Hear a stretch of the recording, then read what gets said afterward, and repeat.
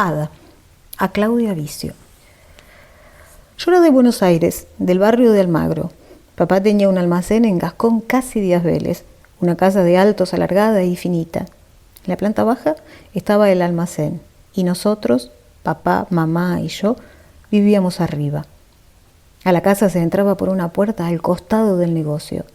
Después había una cancel que daba al patio y del patio salía una escalera que hacía una torsión y llevaba directamente a la cocina, donde mamá escuchaba la radio y cosía. En esa escalera, en invierno y en verano, yo me sentaba a leer los libros que sacaba de la biblioteca. Tardes enteras que pasé leyendo. Cuando era joven, papá había visto cómo un colectivo atropellaba a un chico. Y supuestamente por eso me controlaban tanto y no me dejaban salir sola a la calle, por miedo a que me pasara algo. Preferible que lea, decía papá, y desde atrás del mostrador no tenía más que girar un poco el cuello para verme del otro lado de la ventana, sentada justo donde la escalera hacía una curva y yo podía usar la pared de respaldo y flexionar las piernas contra la baranda. Propiamente un gato, decía papá cuando me veía ahí como encastrada entre la pared y la baranda, leyendo muy tranquila. Los gatos son así, tienen ese instinto medio como de agua o de plastilina, de andar buscando cosas que les den forma. Si encuentran una caja de cartón, se meten adentro aunque no quepan y se refriegan contra las paredes y se contorsionan hasta que el cuerpo se les amolda a la caja y así se quedan, quietos y enroscados sobre sí mismos, durante horas, incómodos pero felices. Yo era igual, pero con la escalera. Apoyaba la cabeza contra la pared y hacía fuerza hasta que mi espalda quedaba pegada al escalón. Las cervicales doblándose contra el zócalo y las piernas flexionadas, con las rodillas sobre el pecho. Así leía durante horas, a mitad de la escalera, contenida. Propiamente un gato, decía papá. Ponete derecha, te vas a quedar toda curcuncha, te va a salir la joroba, decía mamá cuando quería bajar al almacén y no podía porque mi cuerpo le interrumpía el paso. Pero los dos estaban contentos de que fuera una buena chica y me quedara adentro, entre los libros, con ellos. Yo leía historias de amor, de aventuras, de cualquier cosa, pero por sobre todo me gustaban los libros que hacían llorar. Novelas donde al chico se le moría la madre y el padre se quedaba sin trabajo y se entregaba a la bebida. Y la abuela también se moría de tuberculosis y el chico iba descendiendo más y más en la pobreza y a su mejor amigo, el amigo travieso que lo arrastraba a robar billeteras y lo iniciaba en el mundo del hampa y del crimen, lo ponían preso o lo mataban en un enfrentamiento con la policía. Y entonces, perdido por perdido, el chico ya no sabía más qué hacer y ahí, en ese momento, aparecía la maestra buena y lo rescataba. Se lo llevaba a vivir con ella y le enseñaba a leer y a escribir y lo hacía un hombre de bien. Buscaba ese tipo de libros con placer casi enfermizo. Buscaba cosas que me hicieran llorar. Mientras el chico le pasaban calamidades, yo lloraba de pura pena. Y un poco también lloraba por adelantado, como si ese llanto fuera un antídoto que funcionaba igual que las vacunas. Para mantenerla lejos te inyectan un poquito de la enfermedad. Las partes en que más me emocionaba eran cuando aparecía la maestra que venía a rescatarlo. ¿Por qué lloraba ahí? No lo sé. Supongo que liberaba la tensión que había juntado acompañando al pobre chico por tantas cosas feas. Pero también lloraba ante la belleza de que en el mundo todavía hubiera gente buena. Y cerraba el libro y me quedaba soñando y pensando, ¿quién me rescataría a mí si la vacuna no era efectiva y mi mamá se moría y mi papá malvendía todas nuestras bolsas de harina y fideos para comprar ginebra? Ahí, enroscada sobre mí misma en la escalera, me volvía dramática y fantaseaba con perderlo todo, como si esa fuera la única manera de encontrar a alguien que me rescatara de verdad. Y así se me pasaron esos años, leyendo en la escalera. hasta que en unas vacaciones en Mar del Plata lo conocí a Elvio. Lo conocí un poco también porque estaba leyendo. Vino y se me sentó al lado en la arena y me preguntó qué libro era ese. ¿Qué lees?, me preguntó, y yo le dije, ya ni me acuerdo qué era. Habré tenido 16 o 17 años y él era 2 años mayor. A esa edad y en ese tiempo los muchachos no hablaban mucho con las chicas o hablaban únicamente si querían darse corte y venían a alardear y buscar novia. Pero este parecía diferente y yo debo haber estado medio aburrida y con ganas de charlar. La cuestión es que empezamos a conversar y ahí nos fuimos conociendo, aunque poco. El nuestro ni siquiera llegó a ser un amor de verano, porque a él le quedaban 3 días en Mar del Plata y nosotros recién llegábamos, así que nuestras vacaciones apenas se coincidían. Me invitó una nochecita al cine y yo fui, y después caminamos por la Rambla, pero había tanto viento que no se podía escuchar nada.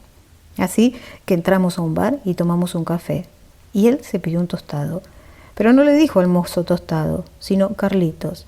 «Tráigame un Carlitos», le dijo, porque en Córdoba a los tostados los llaman así. Elvio era simpático y contaba buenas historias. Y ese día hablamos de qué queríamos ser en la vida y yo dije que no sabía. Y él me respondió muy seguro que quería ser intendente de su pueblo. Mi abuelo fue intendente de Cabrera y mi papá es el intendente ahora. Y lo único que quiero en la vida es ser intendente de Cabrera, dijo. Ya en ese entonces él lo sabía y lo tenía muy claro. Y después lo fue. 3 veces fue intendente de Cabrera. La última, cuando murió, todavía estaba en el cargo. Pero por aquellos días, en Mar del Plata, todo estaba por verse. Y a él le llegó el tiempo de irse y se fue. Y yo me quedé en la playa.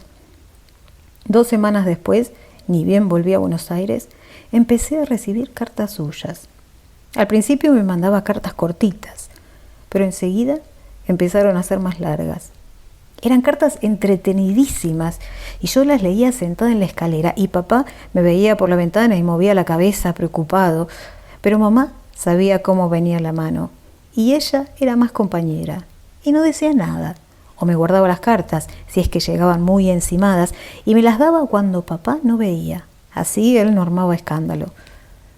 Por ese entonces yo cada tanto salía a tomar algo con uno de los muchachos de mi barra y había otro que también me buscaba, pero ninguno terminaba de convencerme.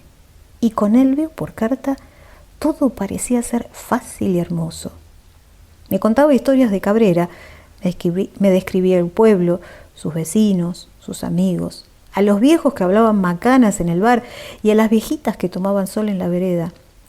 Me contó la historia de la iglesia, que se estaba hundiendo por un problema de cimientos, y un día iban a tener que tirarla abajo, pero que todavía sigue ahí, con el techo cuarteado, tan despacio enterrándose en el suelo que ni una vida entera alcanza para darse cuenta. Y me contó de los bailes de fin de año y de los corsos que organizaban alrededor de la plaza, y de una Navidad en que a los de la cooperadora de la escuela se les escapó el lechón que iban a hacer asado y mandaron a los chicos de 4º y 5º grado a correrlo por el bulevar. Un montón de guardapolvos blancos detrás de un chancho. Y me contó de la vez que los del taller mecánico usaron el auto del cura, que se los había dejado porque había que cambiarle el aceite, para correr una carrera en Olaeta y terminaron ganando, pero no pudieron festejar para que no se supiera que el auto era robado. Cada vez que en el bar alguien lo felicitaba por el triunfo, ellos decían, ¿quién es? ¿Nosotros? Pero no, ¿con qué auto vamos a correr nosotros? Y el cura, que no era ningún sonso, paraba la oreja, porque sospechaba. Hasta que llegó la Pascua y las mujeres lo mandaron a confesarse, y para no tener que contarle al cura el robo, los del taller mecánico se fueron a confesar al pueblo del lado. Esas historias me contaba Elvio en sus cartas largas, de varias páginas, con letra prolija y pausada. Se iba a escribirlas al bar del club y me describía lo que pasaba alrededor suyo, las conversaciones, los partidos de billar, los trucos y las apuestas. También me decía de sus proyectos. Los militares habían sacado a su padre de la intendencia y mandaron un interventor, alguien que ni siquiera era del pueblo y que no entendía nada y hacía todo mal. Pero Elvio ya entonces seguía con lo suyo. Estaba en plenas gestiones para lograr que Cabrera tuviera banco y no tener que ir a hacer los trámites al pueblo vecino. Formaba parte del consejo de la cooperativa eléctrica y también participaba del consorcio caminero. Y en lo único que pensaba era en cómo mejorar el pueblo, cómo hacerlo crecer, cómo hacer que su gente viviera mejor, estuviera más cómoda. ¿Qué fue lo que después hizo cuando fue intendente? La cuestión es que así, de a poco, por carta, yo lo fui sabiendo todo sobre Cabrera. Sabía de los olores de la época de la cosecha y sabía del frío que se te mete entre la piel y la ropa en las madrugadas de invierno. Sabía cómo la gente se divertía, quién estaba peleado con quién, qué películas pasaban los fines de semana y qué había en el cine, cuál iba a ser el abanderado en la escuela ese año y cuánto había gastado en comprar una central telefónica nueva. Elvio describía el pueblo palmo a palmo y yo no sé si me enamoré de él o de Cabrera. Cuando les hablaba de Elvio, mis amigas decían que estaba loca y trataban de sacarme a bailar, a conocer otra gente, a pasear un poco. Pero a mí nunca me gustaron mucho esas cosas. Entonces llegó una carta más delgada que las otras, una carta con una sola hoja, una tarjeta más bien. ¿Querés casarte conmigo?, decía. Y yo quise, aunque había días en que si no iba y miraba la foto, ni siquiera recordaba su cara.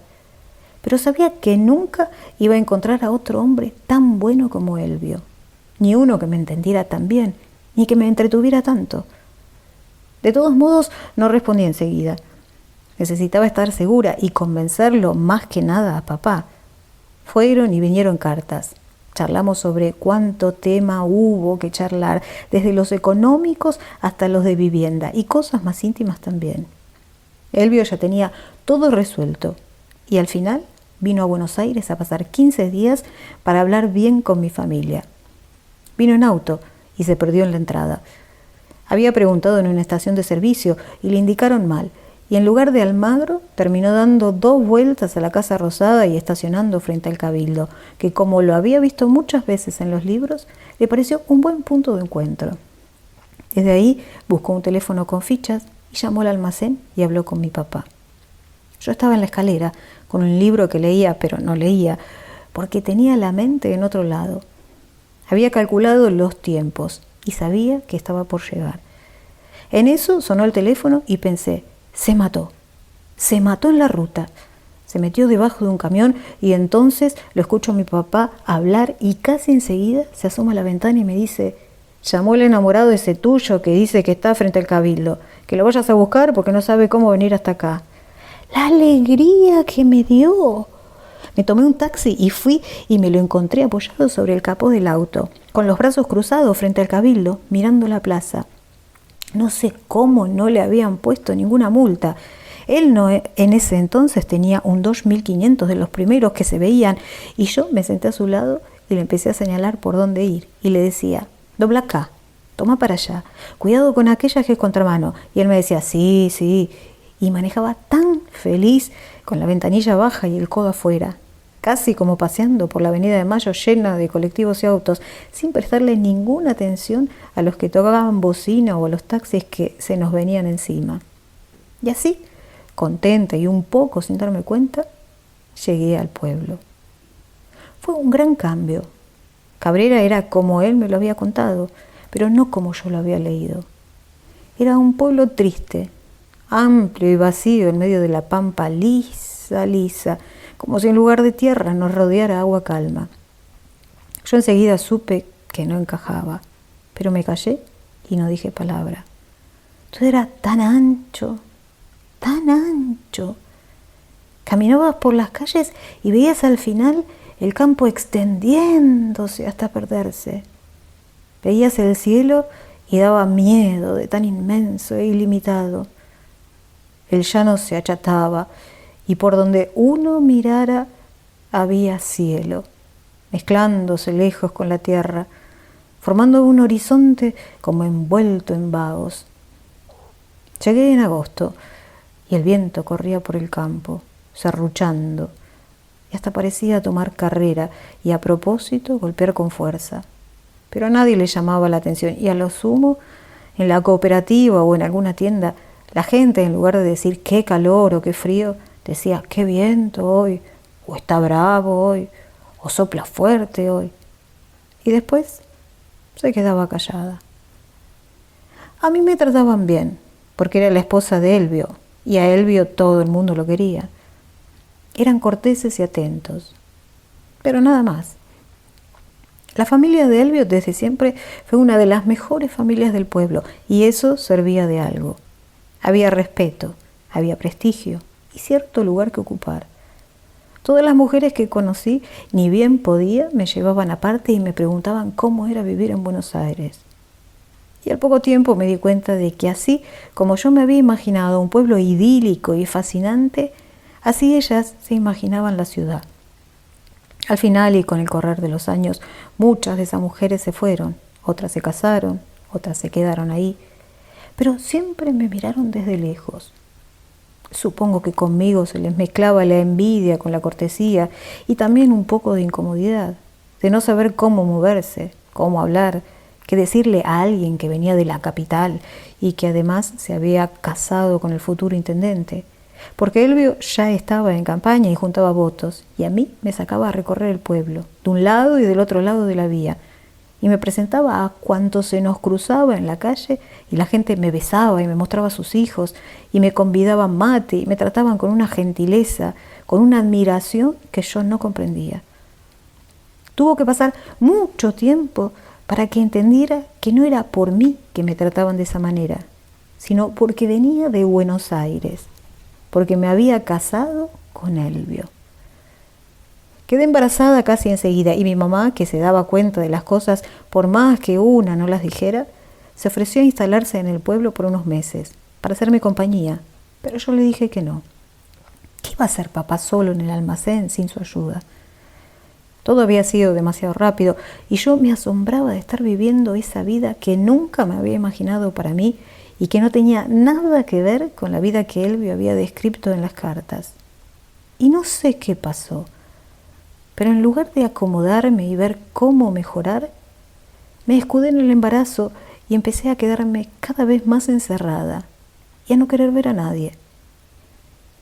Y si Elvio me decía, vení, vamos a hacer esto, vamos a hacer aquello, yo le respondía que no, que gracias, que fuera él, porque yo estaba cansada. A Elvio ya lo habían elegido y se iba temprano a la municipalidad y volvía ya cuando era de noche oscura.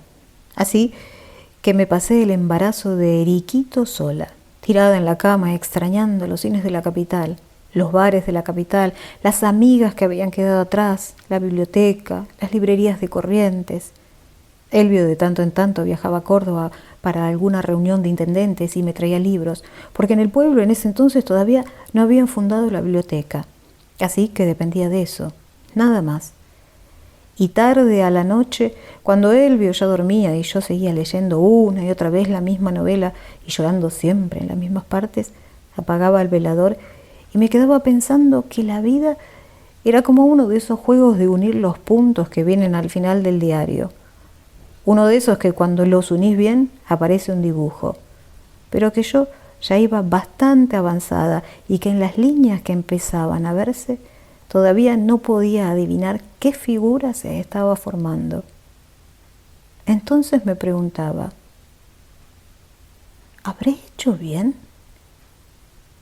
Me daba miedo haberme salteado algún punto o que al final no hubiera ningún dibujo, sino solamente un manchón, un rayoneo puro, como el que hacen los chicos cuando todavía ni saben agarrar el lápiz. Ahí, en lo oscuro, pensaba esas cosas y me agarraba la panza y trataba de adivinar la forma que había ido tomando mi vida y me decía a mí misma, ¿qué hago acá? ¿Cómo me transformé en esto? ¿Esta es la parte necesaria para que después venga alguien y me rescate? Pero enseguida me obligaba a sacarme esas ideas de la cabeza, porque pensaba que se le iban a contagiar al bebé y que tenía dentro. Y después, durante mucho tiempo, hasta que Enriquito fue grande, me la pasé controlándolo, mirándolo cuando él no se daba cuenta, siempre a la espera del menor indicio que mostrara que no era un chico normal, de que por mi culpa, por los pensamientos a los que me había entregado durante el embarazo, Enriquito me hubiera salido traumado. Pero al final Enrique terminó siendo un excelente hombre, alegre como el padre, buen hijo, buen esposo. Y cada vez que pienso en eso, en cómo hizo para salir tan bueno, no dejo de asombrarme. Después, ahí nomás, llegó Alberto y al final Marta. Y yo estaba ocupada y ya no tenía ni tiempo de pensar en el pueblo, en libros, en las historias que Elvio me había contado por carta. A veces me pregunto, ¿por qué me quedé tanto tiempo en ese pueblo? ¿Por qué no me fui antes? ¿Por qué no le dije a Elvio que no fuéramos? Pero Elvio amaba a Cabrera, sus muertos estaban allá, sus historias. ¿A dónde vamos a ir?, decía. ¿Dónde vamos a estar mejor que acá?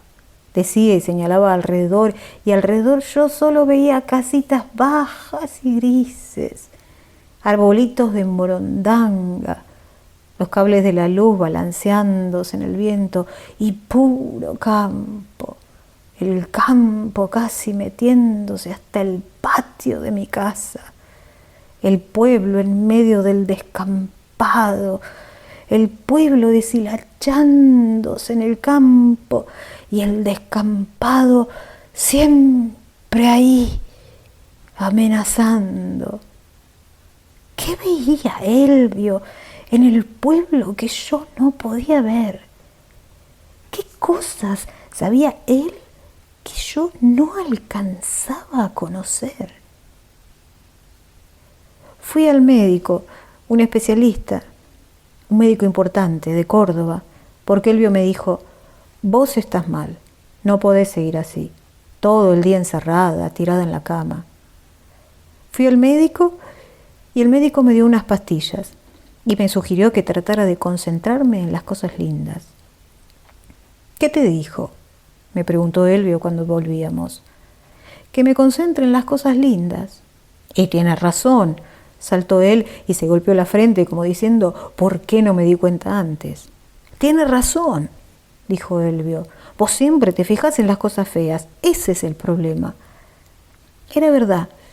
Mi mente se encerraba sobre sí misma y solo pensaba en el viento y la inmensidad que nos embrutecía, en cómo de pura, aburrida, la gente se arruinaba la vida, en cómo todos estábamos ahí perdidos. ¡Ah, qué maravilla! ¡Qué buen consejo! Concentrarse en cosas lindas, dijo Elvio entonces mientras manejaba. Yo te voy a mostrar todas las cosas lindas que tenemos. Yo te voy a mostrar, dijo. Y a partir de entonces, a la tardecita, siempre me cargaba en el auto y me sacaba a dar una vuelta. Él, de paso, controlaba que los de barrido y limpieza hubieran cortado bien el césped en el bulevar, que las cunetas estuvieran limpias, que no hubiera ningún farol quemado, y frenaba para anotar en una libretita lo que al día siguiente tenía que acordarse de comentar en la municipalidad. Mientras tanto, me iba señalando cosas lindas por las calles de Cabrera. Cosas lindas, murmuraba Elvio mientras manejaba. En ese entonces ya teníamos un Taunus último modelo, color azul brillante, con asientos de cuero y aire acondicionado, de los primeros con aire, porque Elvio lo había querido comprar full. Cosas lindas, murmuraba, y parecía estar rodeado de cosas hermosas y no saber cuál elegir primero, con cuál lograría entusiasmarme más. Entonces me señalaba a los adolescentes noviando de la mano por la calle principal, frente al club y la cooperativa, y decía, ¿qué puede haber más lindo que eso? O me mostraba los teros que habían anidado en el jardín de la iglesia y que el padre Porto alimentaba con trocitos de carne cruda, cortada a cuchillo, muy chiquita. Mirá, decía, mirá, ¿no son una belleza? ¿No te ponen contenta de solo verlos? O me llevaba a ver la feria de ciencias de los chicos en la escuela, o el surgente que había inaugurado para sacar agua fresca y llenar el tanque. Y una vez hasta me hizo subir al campanario de la iglesia para que conociera un búho grande como un pollo y muy blanco, de cara chata, que nadie sabía de dónde venía, pero que tenía allí su nido. Yo miré un rato el búho y después me quedé mirando el pueblo desde arriba, tan chiquito, terminando enseguida, 3 o 4 manzanas más allá, perdiéndose en el pasto y el yuyerío, en los potreros, en las cosechas. Cosas lindas, decía Elvio, y en primavera me señalaba las grandes magnolias florecidas en el centro de la plaza y me contaba cómo todos esos árboles los había plantado su bisabuelo. Apenas llegaron, esto no era nada, decía, ¿entendés? Esto no era nada. Se encontraron con planicie, pura planicie. Entonces clavaron 4 mojones y dijeron, esta va a ser la plaza. Y a partir de ahí arrancaron. Cavaron un pozo para el agua y plantaron sauces alrededor de la plaza, porque los sauces crecen rápido y necesitaban árboles para que el pueblo se distinguiera de lejos y la gente que quería venir para acá pudiera ubicarse, supiera para dónde rumbear. El problema es que los sauces son madera mala y no habían pasado ni 10 años cuando empezaron a polillarse y morirse en pie, hasta que se terminaron de caer de a pedazos. Los sauces no duran lo que dura un pueblo, eso había sido el problema, y decidieron plantar cipreses altos y finitos, todos en escuadra alrededor de la plaza. A los 2 años pasó un tornado y los arrancó de cuajo. Después iban a plantar eucaliptus, igual que en el camino del basural, pero por ese entonces se había instalado acá un viejito húngaro que decía que había sido jardinero antes de la guerra y se empeñó en que no pusieran eucaliptus. Mala hora plantar eucaliptus, decía, porque el eucaliptus crece grande y basta un poquito de viento para que se venga abajo y con las ramas aplaste a alguien. Y lo bien que hizo no ponerse, decía Elvio, porque es cierto, mirá si no el eucaliptus que el viento tiró el año pasado en el cementerio. Nos derrumbó 3 panteones enteros. El viejito ese, el húngaro, fue el que les insistió para que plantaran magnolias. Son lentas, pero bien lo valen, les dijo. Y le hicieron caso y plantaron magnolias. Y mira ahora, mira los árboles enormes y bonitos que tenemos. Era verdad, las magnolias de Cabrera eran hermosas, sobre todo cuando florecían y su olor se desparramaba por las calles y una no podía darse cuenta de qué manera lo lograban, entre tanto viento y tierra, pero se olían en todo el pueblo. Elvio lo sabía que eran mi debilidad y por eso cuando yo empezaba a quejarme me llevaba a la plaza y me hacía sentar en un banco debajo de las magnolias. Él se sentaba a mi lado y me agarraba de la mano y con toda la paciencia del mundo respiraba hondo e iba soltando el aire lento, muy lento, como si quisiera que el olor de las magnolias se le impregnara por dentro. Así, decía. Respira conmigo, decía, y me enseñaba cómo hacerlo. A veces yo iba sola, a la hora de la siesta, cuando por allí no había nadie, y me encontraba con que debajo de la magnolia dormían los perros guachos del pueblo.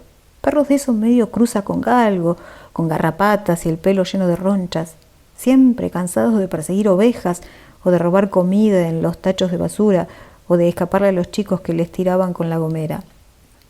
Me sentaba en el banco, debajo de la magnolia, y me quedaba mirando cómo se les pasaba la vida y pensaba, me llevo uno, lo esquilo, lo baño, se lo regalo a los chicos, entre todos lo cuidamos. Alberto debe haber tenido 3 o 4 años y era terrible, travieso, no se le podía quitar los ojos de encima. Martita ya gateaba y yo pensaba, les llevo un perro y los hago felices. Debajo de la magnolia inmensa no crecía el pasto y me los quedaba mirando dormir sobre el guadal fresco. Me quedaba mirando los perros y pensando en mis cosas, sin poder decidir cuál llevarme. Si eran todos igual de viejos, de sucios, de lagañosos y mañeros, sin encontrar la fuerza para agarrar un perro y convencerlo de que me siguiera. Entonces me iba y no me llevaba ninguno. Después venía Elvio y me decía: «¿Te han visto otra vez sola en la plaza? ¿Qué tal la magnolia? ¿Estaba linda la magnolia?» Y yo le decía que sí, que estaba hermosa. Había tardes en que me subía al auto y le preguntaba: «¿Qué hacemos acá, Elvio? ¿Por qué no nos vamos?» Entonces él movía la cabeza y no decía palabra. Agarraba el camino de los paraísos y me llevaba para la zona del Bajo, donde no se sembraba maní ni sorgo porque era pura caña y no crecía nada y no se podía cosechar. Ahí había solo pasto rastrero y duro entre los lamparones de sal. Para ese lado íbamos y Elvio dejaba el auto en la banquina y me ayudaba a cruzar el alambrado y se ponía a caminar por ahí, derecho por el medio del campo, con el viento en la cara. «Vení, sentí lo que es esto, Ada, sentí», me decía, y abría los brazos y la campera le flameaba.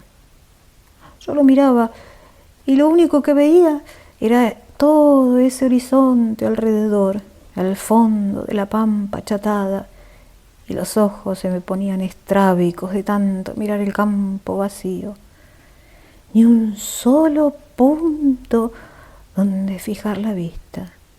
Sentí qué hermosura», me decía entonces Elvio, y yo me reía, pero no dejaba de preguntarme qué era lo que Elvio veía que yo no podía ni siquiera notar.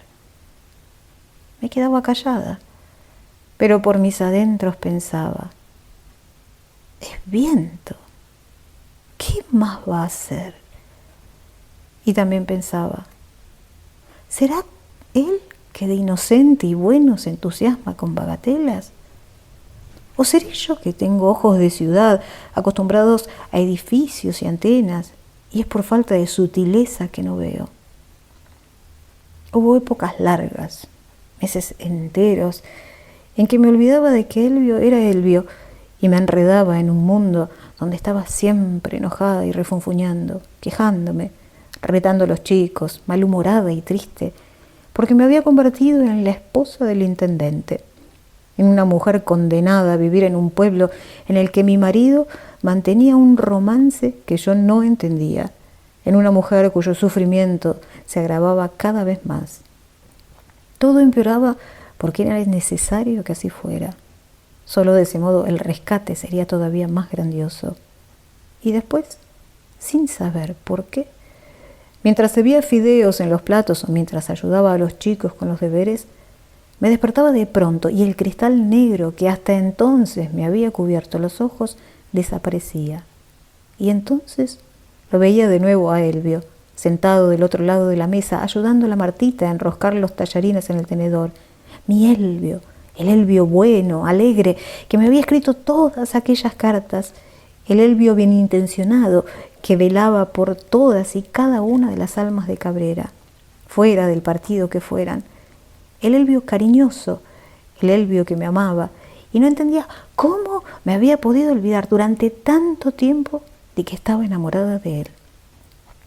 Elvio se daba cuenta de esas cosas y me tenía paciencia, y ni bien notaba que la nube negra se había despejado y yo volvía a mirar como lo miraba antes, levantaba los ojos y me sonreía, y apenas moviendo los labios me susurraba: «Todo va a estar bien, Ada, todo va a estar bien».